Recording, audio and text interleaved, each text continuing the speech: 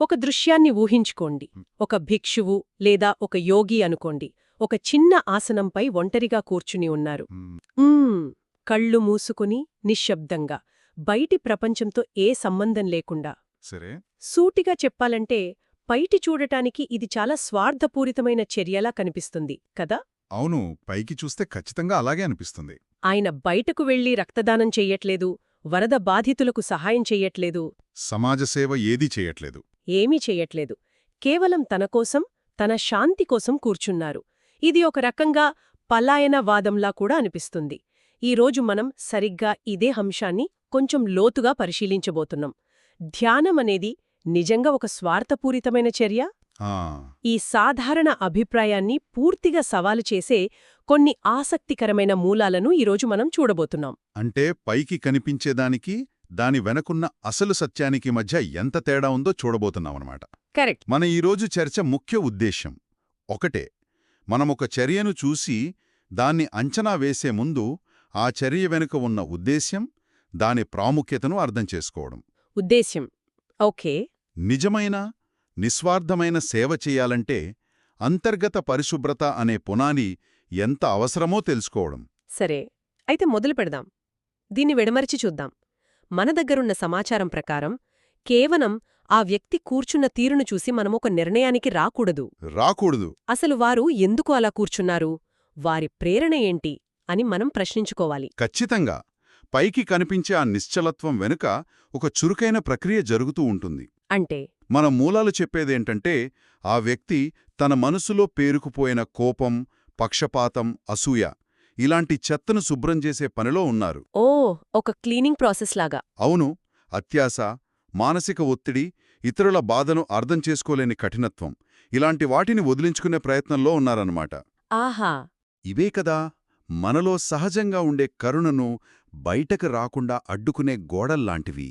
అంటే మీరు చెప్పేది, ఆ గోడలను పడగొట్టకుండా మనం బయటకు వెళ్లి చేసే ఏ మంచి పనైనా ప్రమాదకరంగా మారొచ్చానా? మారొచ్చు. అది కొంచెం అతిశయోక్తిగా అనిపించట్లేదా? సహాయం ఎప్పుడైనా సహాయమే కదా. మంచి ప్రశ్న.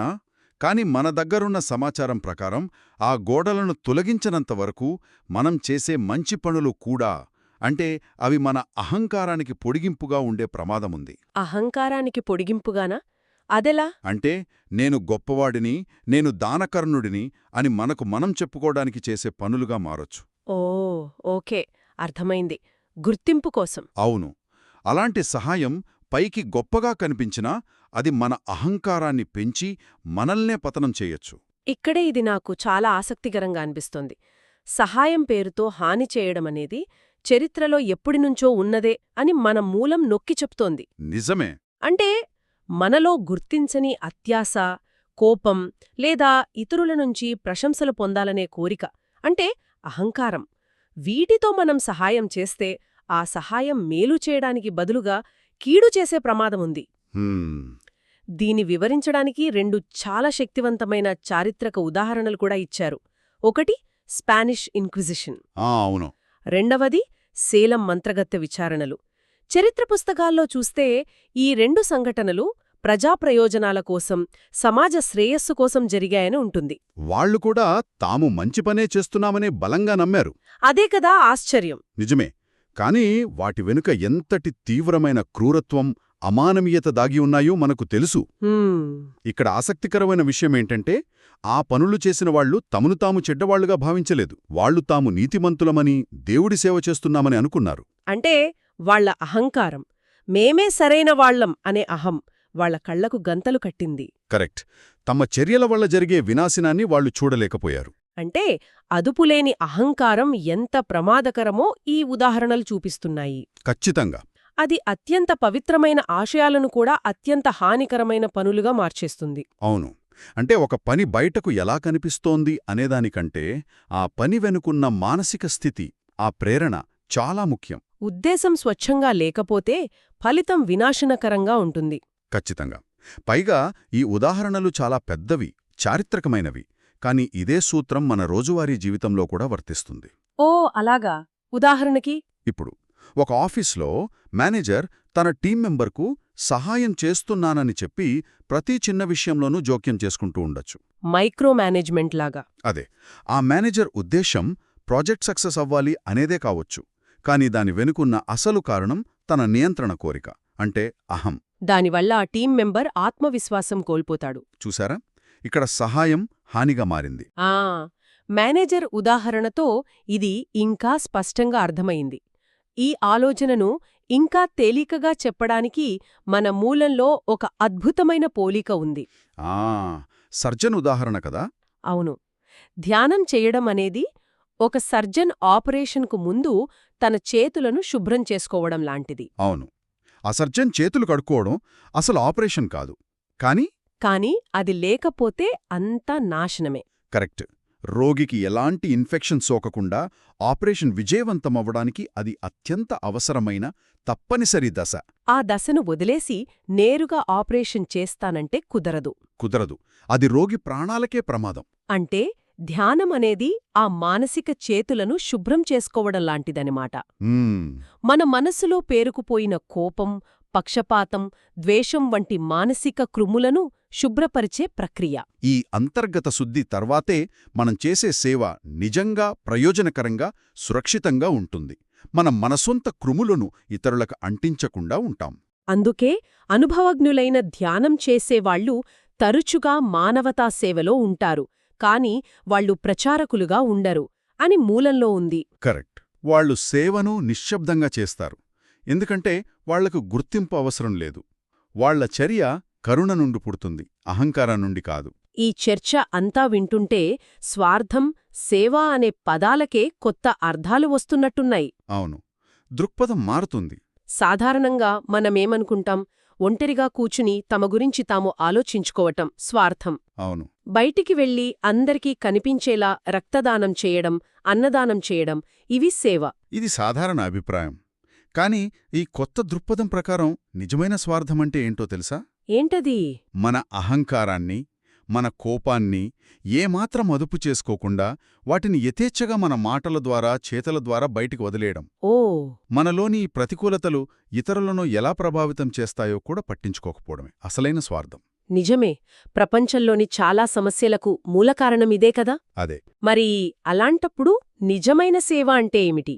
పక్షపాతం, ద్వేషం వంటి మానసిక మలినాలను మన నుంచి తొలగించుకున్న తర్వాత స్వచ్ఛమైన మనస్తో చర్య తీసుకోవడం. అప్పుడు మనం అందించే సహాయం ఎలాంటి కల్మషం లేకుండా ఉంటుంది. అవును, ఎదుటివారికి నిజంగా మేలు చేసే చర్యగా ఉంటుంది. కాని ఇక్కడ నాకొక సందేహం.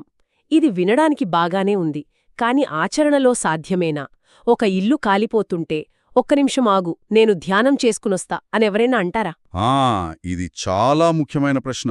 కొన్నిసార్లు వెంటనే స్పందించడం ముఖ్యం కదా. ఖచ్చితంగా ముఖ్యం. మన మూలాలు చెప్పేది అత్యవసర పరిస్థితుల్లో ఏమీ చేయకుండా ఉండమని కాదు. మరి ఇది ఒక అగ్నిమాపక సిబ్బంది శిక్షణ లాంటిది. అలారం మోగినప్పుడు అతను పైప్ ఎలా ఉపయోగించాలో నేర్చుకోడు. అతను నెలల తరబడి, సంవత్సరాల తరబడి రోజు శిక్షణ తీసుకుంటాడు. తద్వారా అలారం మోగినప్పుడు అతను ఆలోచించకుండా ప్రశాంతంగా, సమర్థవంతంగా తన పని తాను చేయగలడు. ధ్యానం కూడా అలాంటిదే. ఓకే. ఇది మనల్ని రోజువారీ జీవితం కోసం సిద్ధం చేసే ఒక నిరంతర శిక్షణ. అవును. ఆ శిక్షణ వల్ల సంక్షోభం వచ్చినప్పుడు మన ఆవేశంతో కాకుండా స్పష్టతతో స్పందించగలుగుతాం. ఓకే, ఇప్పుడు స్పష్టత వచ్చింది. ఇది దీర్ఘకాలిక శిక్షణ, తక్షణ స్తబ్దత కాదు. ఈ ఆలోచన ఆధునిక ఆక్సిజన్ మాస్క్ సూత్రంతో సరిగ్గా సరిపోతుంది. Flight announcement. అవును.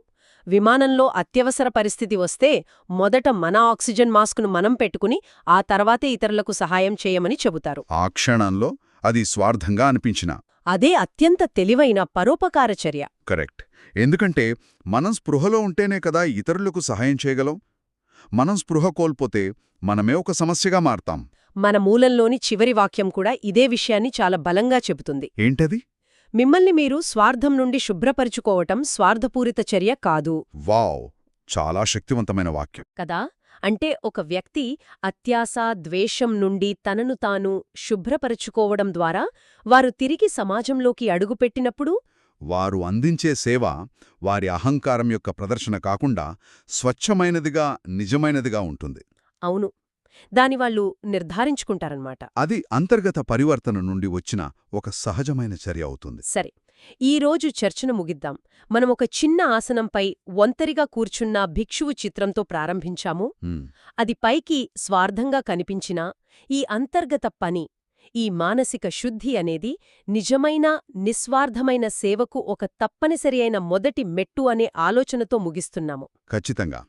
కేవలం బాహ్య చర్యను మాత్రమే చూసి ఒకరిని అంచనా వేయడం నుండి ఆ చర్య వెనుక ఉన్న అంతర్గత ప్రేరణను అర్థం చేసుకోవడం వైపు మన దృక్పథాన్ని మార్చుకోవాలి. చేసే పని కంటే ఆ పని చేసేటప్పుడే మనసు స్థితి చాలా ముఖ్యం. అదే ఇక్కడ కీలకమైన విషయం. ఇది మన ముందొక ముఖ్యమైన ప్రశ్నను కూడా ఉంచుతుంది. అదేమిటి? ఎలా సవాలు చేస్తుంది? మంచి పాయింట్. మనస్సులోని చెత్తను చురుకుగా తొలగించడానికి, మనసును శూన్యం చేయడానికి ప్రయత్నించడానికి మధ్య ఉన్న తేడా ఏమిటి? వీటిలో ఏది నిజంగా కరుణతో కూడిన జీవితానికి దారితీస్తుంది? దీని గురించి శ్రోతలు ఆలోచించవచ్చు.